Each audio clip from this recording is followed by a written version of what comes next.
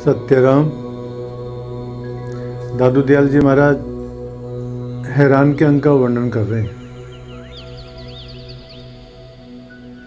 हैरान का वर्णन करते हुए दादू जी महाराज कहते हैं, दादू मैं क्या जानूं क्या कहूं उस बलिए की बात, क्या जानूं क्यों ही रहे मुँह पे लख्यान जात। अपनी असमर्थता प्रकट कर रहे हैं। इसमें आप ये मत समझना कि दादू जी महाराज उस परमात्मा के वर्णन करने में असमर्थ हैं। वास्तविकता यह है कि परमात्मा का वर्णन कोई भी नहीं कर सकता है। तो दादू जी महाराज कहते हैं, मैं क्या जानूं क्या कहूं उस परमात्मा के बारे में मैं कुछ भी नहीं जानता हूं और मैं क्या कहूं। उस बलिए की बात, वो महान बलवान है महाराज। बलिए मतलब बलवान, और बलिए का मतलब वल्लभ, प्यारा। तो उस प्यारे की बात, उस बलवान की बात मैं क्या कहूं महाराज। क्या जानूं क्यों ही रहे, मेरे को पता नहीं वो कैसे रहते हैं, उनकी क्या रहनी है, उनकी क्या करनी है। मुंह पे लख्यान जात, मेरे को तो पता नहीं महाराज। हैरान है दादू जी महाराज परमात्मा की लीला को देख करके, परमात्मा की सामर्थ्य को देख करके, परमात्मा के वैभव को, ऐश्वर्य को, माया को देख करके महाराज हैरान है दादू जी महाराज। तभी कहते हैं, दादू मैं क्या जानूं क्या कहूं उस बलिए की बात, क्या जानूं क्यों ही रहे मुँह पे लख्यान जात। जेतहु जान्या जगत गुरु ते सब भय अजान, रज्जब देखूं देखता वेदु नेत बखान। रज्जब जी महाराज कहते हैं, जेतहु जान्या जगत गुरु, किसी ने परमात्मा को जाना है तो क्या कहते हैं, ते सब भय अजान, वो तो अजान हो गए, परमात्मा को जानते हुए भी नहीं जान पाए, परमात्मा को देखते हुए भी नहीं देख पाए। वेदो नेति बखान, रज्जब जी महाराज कहते हैं, वेद भी नेति नेति कहता है कि परमात्मा ऐसा है नहीं। जब वेद ही परमात्मा का वर्णन नहीं कर सकता है तो और कौन कर पाएगा महाराज। अब रज्जब जी महाराज कहते हैं कि रज्जब तब सब जानिया, जानर वहे अजान, मनसा वाचा कर्मणा गुरु गोविंद की आन। मैं गुरु और गोविंद की शपथ लेकर के कहता हूँ, मन से, वचन से, कर्म से गुरु और गोविंद की शपथ लेकर कहता हूँ क्या, कि रज्जब तब सब जानिया, तब सब जान लिया मान लो। कब, कि जानर वही अजान, जानते हुए भी अजान हो गए, अर्थात पूरा जान नहीं पाए। वो परमात्मा वास्तविक बात है अनिर्वचनीय है। अनिर्वचनीय का मतलब होता है जो वचन के द्वारा जिसकी महिमा कही नहीं जा सकती है। ये बात करें। और कहते हैं आगे रज्जब जी महाराज की, जब लग जीव जाना कहे तब लग कछु न जान, जन रज्जब जान्या तबे जो जानर भय अजान। रज्जब जी महाराज क्या कहते हैं, जब लग जीव जाना कहे, जब तक जीव ये कहता है ना कि मैंने परमात्मा को जान लिया है, तब लग कछु न जान, तब तक ये समझो कि इसने कुछ भी नहीं जाना है। जानने की घोषणा करना ही अज्ञान का प्रमाण है। अजन रज्जब जान्या तबे, और तब जान लो, जानर भय अजान, जो जान करके भी अजान हो गए तब समझ लो कि इसने जान लिया है।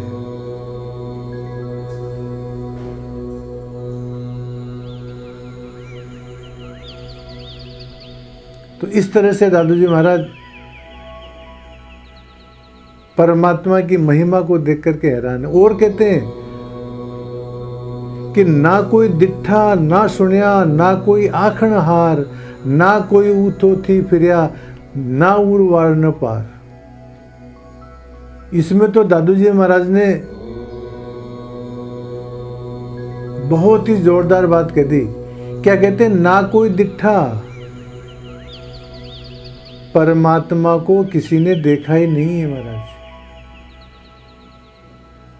और वो देखा भी नहीं जा सकता। जैसे भी पहले कहा था ना कि जैसे मालूम समुद्र के पास में जावें और हमारे पास में एक लोटा है, अब हम उस लोटे से यदि समुद्र को भरते हैं तो जितना लोटे के अंदर जल आएगा उतने को ही हम जान पाएंगे, पूरे समुद्र लोटे में नहीं आ सकता है।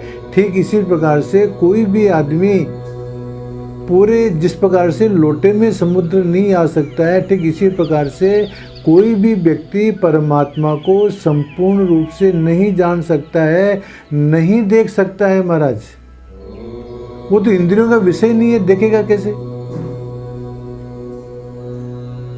तो दादू जी महाराज कहते हैं ना कोई दिट्ठा, किसी ने परमात्मा का दर्शन किया ही नहीं। वास्तविक बात तो ये है। दादू जी महाराज कहते हैं अवगत की गति कोई न ले, सब अपना अनुमान कहे। और परमात्मा की गति को कोई नहीं जानता है, सब अपना अनुमान ही अनुमान कहते हैं महाराज। ना कोई दिट्ठा और ना सुनया, न उस परमात्मा के बारे में हम सुन सकते हैं, क्योंकि जब वाणी का विषय ही नहीं है वो तो फिर सुनेंगे क्या? फिर कह रहे हैं कि महाराज आप सुना क्या रहे हो? तो ये तो गूंगे की सहन है। जैसे गूंगा गुड़ खा करके और आनंदित होता है और उस आनंद को वो जो है इस प्रकार से करके और बता देता है, ठीक उसी प्रकार से वाणी तो केवल महाराज इशारा मात्र है, परमात्मा के स्वरूप का वर्णन नहीं है। ना कोई दिट्ठा, ना सुनिया, ना कोई आखणहार, न उस परमात्मा के बारे में कोई कहने वाला है। एक बात बताओ महाराज, जिसने परमात्मा की अनुभूति कर ली है, जो परमात्मा को जान गया है, वो कहने के लिए बसता ही नहीं है।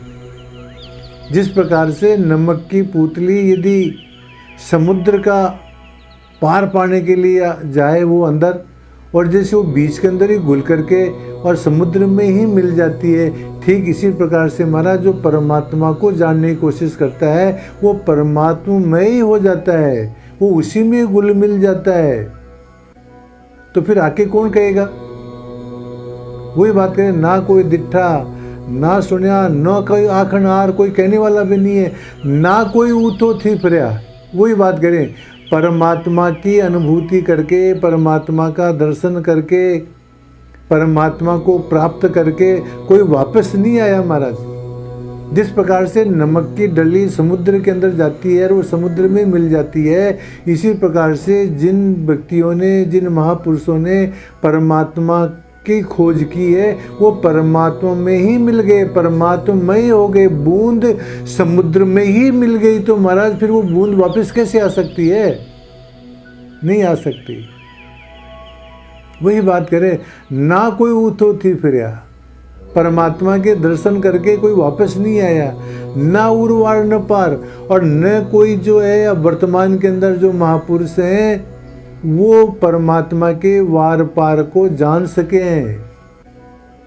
जो वर्तमान में भी जो संत महापुरुष हैं जिनके विषय में हम कहते हैं कि साहब ये इन्होंने आत्म साक्षात्कार कर लिया है, परमात्मा का साक्षात्कार कर लिया है, वो व्यक्ति भी परमात्मा के वार पार को प्राप्त नहीं कर सकते हैं महाराज। अब इसमें दिक्कत क्या है? आप ये कह रहे हो कि मतलब परमात्मा को न कोई देख सकता है, न कोई सुन सकता है, न उनके लिए कह सकता है, न उनको प्राप्त करके वापस आ सकता है। तो ये समस्या क्या है? समस्या ये है महाराज, देखो अनदेखा तो क्या कहे, और देखूं कहाँ न जाए, रज्जब हरि हैरान है, नहीं शब्द सब आए। देखो दिक्कत ये है, अनदेखा तो क्या कहे, जिसने देखा नहीं है तो वो तो क्या कहेगा? जिसने देखा ही नहीं परमात्मा को तो वो परमात्मा विषय में क्या कहेगा? देखो उदाहरण के रूप में ये लो कि आंखें देखती है परंतु आंखों के पास में बोलने की शक्ति नहीं है।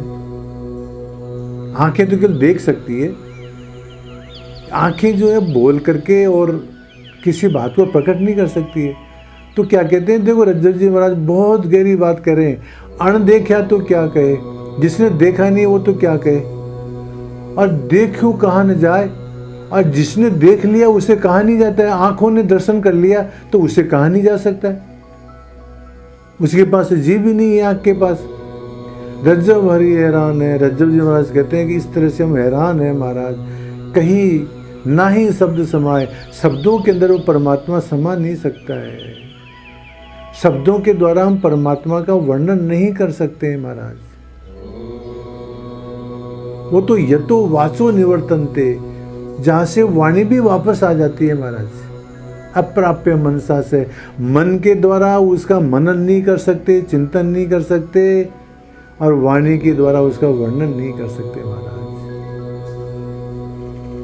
इसीलिए कबीरदास जी महाराज कहते हैं, कबीर मार्ग कठिन है, कोई न सकई जाए, गए ते बाहुरे नहीं, कुशल कहे को आए। कबीरदास जी महाराज कहते हैं कबीर मार्ग कठिन है, ये परमात्मा की प्राप्ति का मार्ग अथवा परमात्मा के विषय में वर्णन करने का मार्ग, परमात्मा के विषय में सूचना देने का मार्ग बहुत कठिन है महाराज। कोई न सकई जाए, वहां कोई जा ही नहीं सकता है। जावे क्या, बूंद जो है समुद्र के पास में गई और समुद्र में विलीन हो गई, तो अब कौन कहे समाचार आकर के। गए थे बाहुरे नहीं, और जो परमात्मा के दर्शन करने के लिए, परमात्मा की प्राप्ति के लिए जिनको अनुभूति हो गई, वो बाहुरे नहीं, वो वापस नहीं आते। क्यों नहीं आते हैं? वो उसी में मिल जाते हैं। जैसे बूंद समुद्र में मिल जाती है, जैसे नमक और मिश्री पानी के अंदर ही घुल जाती है, तो फिर वापस आकर के सूचना कौन दे महाराज। इसी प्रकार से जो परमात्मा की तरफ जो जाता है वो परमात्मा ही हो जाता है महाराज। गए थे बाहुरे नहीं, जो परमात्मा को प्राप्त करने के लिए गए वो तो वापस आए ही नहीं। कुशल कहे को आए, तो कौन आकर के उस परमात्मा के कुशल क्षेम उसके बारे में कौन कहेगा? कोई नहीं कह सकता, उसके बारे में कोई कह नहीं सकता है महाराज। यही तो दिक्कत है। इसीलिए जो है संत लोग और दादू जी महाराज कहते हैं कि हम तो हैरान हैं ना दादू, मैं क्या जानूं क्या कहूं उस बलिए की बात, क्या जानूं क्यों ही रे मुँह पे लिखा न जात। ना कोई दिठा ना सुनिया, ना कोई आखन हार, ना कोई उतोती फिरिया, ना उर्वार न पार। इस तरह से परमात्मा देव के वर्णन करने के अंदर सभी विद्वान लोग, सभी विज्ञ लोग, सभी संत लोग, सभी महात्मा लोग असमर्थ है उनका वर्णन करने के अंदर। इसलिए सब के सब हैरान है महाराज। वो परमात्मा है ही ऐसा, उसके बारे में इदम इत्थम के रूप में कहा ही नहीं जा सकता है। बस जान करके भी अजान ही होना पड़ सकता है, क्योंकि वही दिक्कत है। आंख देखती है परंतु कह नहीं सकती, जीभ कह सकती है परंतु देख नहीं सकती। ये समस्या है महाराज। चलो अस्तु, सत्यम।